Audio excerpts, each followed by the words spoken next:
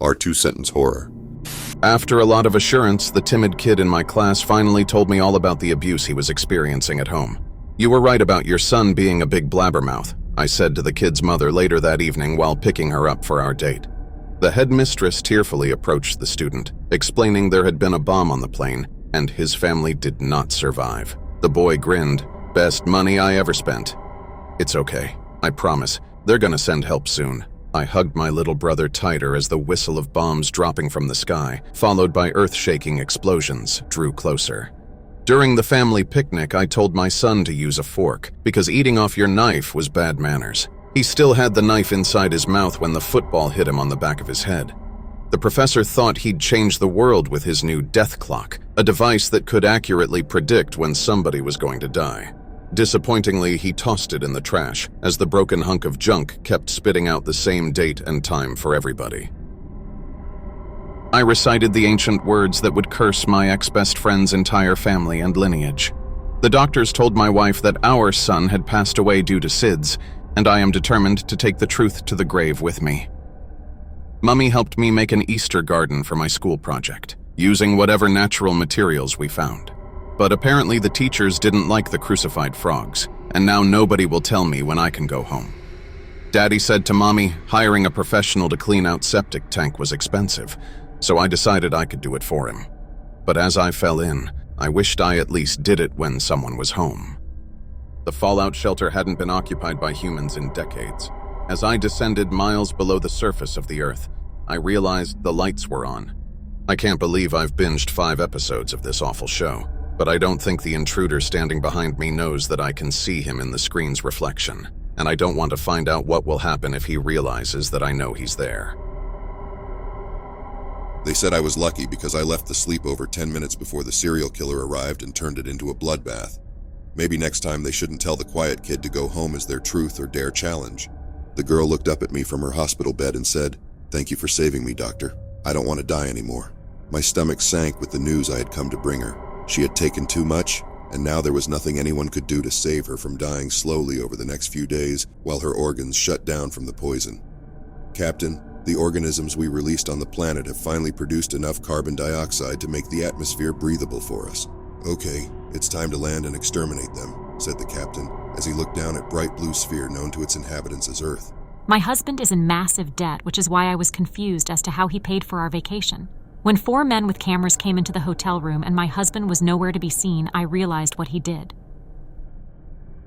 "I hate you," my little sister screamed at me as she slammed my door. "I know," I thought, as I looked down on the bottles of pills that would soon make my family happy, no longer having to deal with me as a disappointment. It was tragic when my husband choked to death on one of the sandwiches I made during our visit to Stonehenge, but the following month we had such insanely good luck, even winning the lotto, that I'm starting to believe it somehow counted as a sacrifice, and I think just one more might set my kids up for life. The aliens told us that they had fled to space to escape their dying planet, and when they offered to share technology and knowledge in exchange for shelter, we happily accepted them. After the virulent fungal infection they brought had ravaged humanity, those of us that remained were left with the irresistible desire to climb aboard their now vacant ship and seek out new civilizations among the stars. My name is Mandy, I'm 17 years old, I'm captain of the cheer squad, and my boy is the football quarterback. I don't know why the doctors grimaced when they heard my answer, or the gray-haired lady who looks sort of like my mom started crying. The chubby, nerdy loser guy who kept trying to hold my hand looked like I'd stabbed him in the guts.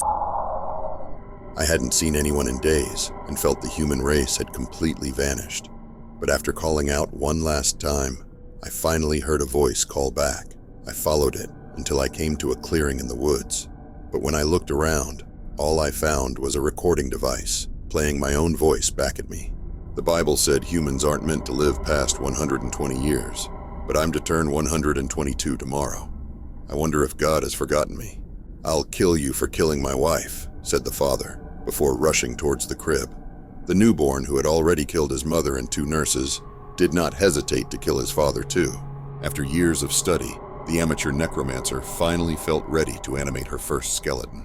But when the incantation was complete, and the bones on the altar remained lifeless, she thought the ritual a failure, until she started to feel an uncomfortable squirming beneath her skin.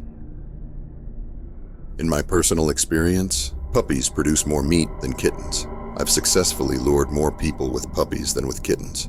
I thought for sure my heart condition would kill me, but the doctors have assured me this experimental new heart could keep me alive indefinitely. As I blinked awake in the prison hospital, all I could think about is what 17 consecutive life sentences really means now. My phone kept receiving text messages from an unknown number, each one predicting a tragic event that would happen later that day. The last message simply read, "Your turn." "I must be a good boy. I must be a good boy," the dog kept repeating to himself. After being told so many times not to bark, he remained silent as he watched the serial killer silently sneak in through the window. With the final shuttle about to leave Earth, I made sure to leave an hour early to make it on time. As I watched the distant rockets, I remember that daylight savings time had been canceled this year. My 4-year-old said he wished that people didn't have to knock. I told him about doorbells, and he asked me to install one on his window. The tribe leader condemned my newly born son, whom I just delivered, to death due to the birthmark on his back being an indicator of a terrible omen. As I approached my dead child in tears, I held his battered and stoned body in my arms, only to smudge the mark with my hand. She held her daughter's charming little drawing and asked, "So you think our new baby is going to be a boy?" "No, Mummy. The baby is blue because she's dead," she replied with a smile. Death handed me 3 dice, explaining that my roll would determine where I deserved to go. I didn't understand what the results of the first 2 dice meant, but the answer became clearer when the final die refused to stop rolling. When my nephew showed up at my door unannounced and covered in blood, I asked him what had happened. With unrestrained excitement, he replied, "Remember when you said I could live with you if my parents died?" I told my ex's mother that I wanted to reconcile and tricked her into revealing my ex's new address. When I entered the house through the back door, I didn't find my ex, but her mother was there with a shotgun. The ghost terrified and haunted every person who moved into the house, but one family stubbornly refused to leave. He watched in despair as the next door neighbor broke in through the back window to kill them, just as he'd done with him. I called my ex, told her I was still in love with her, and pulled the trigger. As I woke up blind and in agony, I begged the nurses to finish the job. As a 6-year-old, I always thought I had my whole life ahead of me, but as I lay in my bed, getting sicker and weaker, eating nothing but my mother's homemade soup, I realized I was just lucky to have such a doting parent who always took care of me and my weird illnesses. I wished to the genie that $100 would appear in front of me just by thinking about it, but only when no one's looking. Weeks later, after announcing to everyone I'll be having a yacht party, I excitedly run to my office, locked it, and thought hard. However, 20 minutes has passed, and not one bill has appeared. There was a serial killer on the loose, and as a slim brunette with freckles, I fit their reported physical preferences to the T. When a girl who matched my appearance waved me down for a ride, we chuckled about being a safe bet because we both perfectly matched the criteria, but she didn't notice until it was too late that my freckles were drawn on. I was born with the ability to psychically experience the happiest memories of any human by merely touching their skin. I didn't realize this worked with the deceased until the day I felt a rush of joy, along with vivid flashes of somebody's past, just as I bit into a burger from that diner on Route 40. "I love you," my husband said to me, causing me to turn around and smile at him. "We should run away together," he continued, my face going white as I realized he had my phone in one hand, reading my texts aloud, and a gun in the other. My roommate kept stealing my salt, so I replaced it with sugar to teach him a lesson. After I hadn't seen him for 4 days, I broke into his room to find a circle of salt around his messy bed, covered in tiny, caramelized hoofprints. For fun, my mom used to lock me outside at night and tell me I was going to be taken if I didn't find my way back inside, laughing at my cries of terror. She was inconsolable after they found my naked body by the river. After my husband repeatedly told me that he had no memory of beating me up while he was drunk, I decided to get drunk to conform his story. I woke up the next day with a splitting headache and a dead husband, but had no memory of what had happened. My mom congratulated me on a hard-fought football game as I headed up the stairs to bed. I wonder why her words came out fuzzy. Finding a spider in your bed isn't the worst thing that could happen, unless it's 2 feet wide, munching on your last bag of popcorn while watching Family Feud with its 30 beady eyes. while dressed in your ex's lingerie that she forgot to take with her after the divorce. Mommy said to call 911 if she is ever hurt, but I hung up when someone answered because Mommy also said to never talk to strangers. I asked a genie to make me the richest person in my wealthy family, and the genie agreed. I danced on the way home, expecting all the dollars and gems to be like my family members, before opening the door where I would thereafter see all the hanging corpses swinging from the internal balcony. Before my little girl came back from school, I tied a rope around my neck and hung myself. After a few hours, I jolted back to life and heard my little girl ask, "Why did you think hanging yourself would work if poison didn't?" My stepdaughter cried for the entire evening in my room and told me how people were mean to her. After she left my room, I went to her social media page and posted some more mean remarks from my throwaway accounts. My fingers were raw and bloody, but I kept typing and typing, working endlessly on my 6th novel. The woman behind me kept whispering to me what to write, not letting me stop until her story had been shared with the world. I drove all day through the scorching desert, racing towards the spot where the kidnapper promised I would find my baby daughter. When I opened the box I found, it only contained a note that read, "She was alive when I put her in your trunk this morning." I've opened an exotic meats restaurant, and if you can identify the animal, the meal is free. Although if you identify the source of one particular item on the menu, you end up in the secret basement. "Are we going to dig coal or something?" asked one of the teens after they were told to prepare for mine work. "No, all of you will walk through the minefields to make a safe passage for the rest of us," replied the village elder. I was shocked when my online girlfriend showed up at my door. I never gave her my address. By the time the search party got close to the missing kid, he had fallen asleep due to exhaustion. Everyone kept calling the kid's name, but with no battery left in his hearing aids, the kid just kept sleeping. My parents didn't let me get seconds at dinner, and they hid all the snacks in that stupid bear safe, pretty quick thinking that I hid that cheeseburger in my pocket on the way out of the mess hall.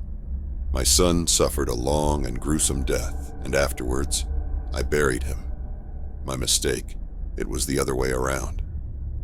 Choking up on the phone, I told my husband that I just found my sister dead from suicide. He gasped and said, "Why on earth would Pamela hang herself?" I could never forget the day when I told my first boyfriend about my pregnancy, and he ghosted me on the same day. So years later, when I got my hands on a time machine, I went back in time and killed him on the exact same day.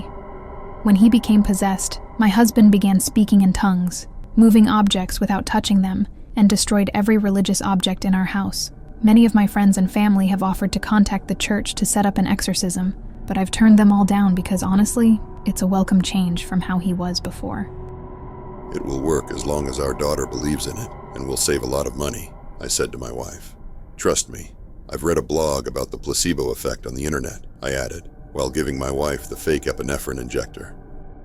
I've always loved the sound of the birds along the trail by my house, so I took my girlfriend hiking with me this time to hear it. After an hour of silence, only then did I realize it wasn't until she stepped onto the trail with me that they all decided to stop. When my wife was diagnosed with terminal cancer, she said she wished she could be buried with our twins, who disappeared 20 years ago.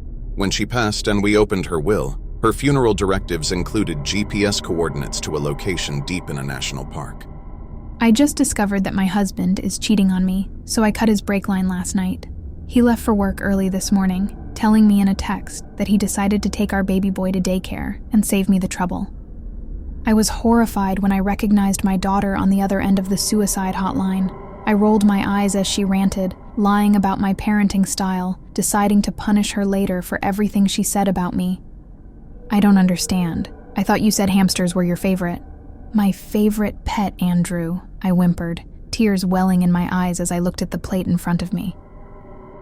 His OCD got so horrendously sadistic that he knew the only way to end his suffering was to end his life. But he couldn't because it didn't feel right, and spent the next 60 years unable to end his pain on his own terms until it was taken from him before he was ready. I would have perished in the freezing water after our ship sank, but thanks to my service dog, I was able to find a lifeboat. The people on the lifeboat took me in, but pushed my dog back into the water, saying they needed the space to save other people. Veterans have said one of the most realistic parts of Saving Private Ryan was the dying soldiers calling out for their mommy. I think about that every time I hear about a school shooting. My girlfriend was found dead in the woods, so I went out to find evidence with her father. He had never approved of our relationship, but when he got out his rope, gun, and a few of his friends, I was sure we could find the suspect. I looked across the playground and saw my daughter giggle at her hair floating around her face. As I screamed her name, the rain began to fall. The ship's crew noticed me on the beach of the uninhabited island and sent a boat to rescue me. Before I left with them, I secretly left a note for my husband that said, "Take good care of our kid." They told me to kill myself, I said while laying on the hospital bed. So they had to die with me, I said to the officer while explaining why I poisoned my family with nerve poison. Right as you begin to drift off to sleep, you are awakened by the sound of a phone notification cutting through the silence of your dark bedroom. Your phone is dead.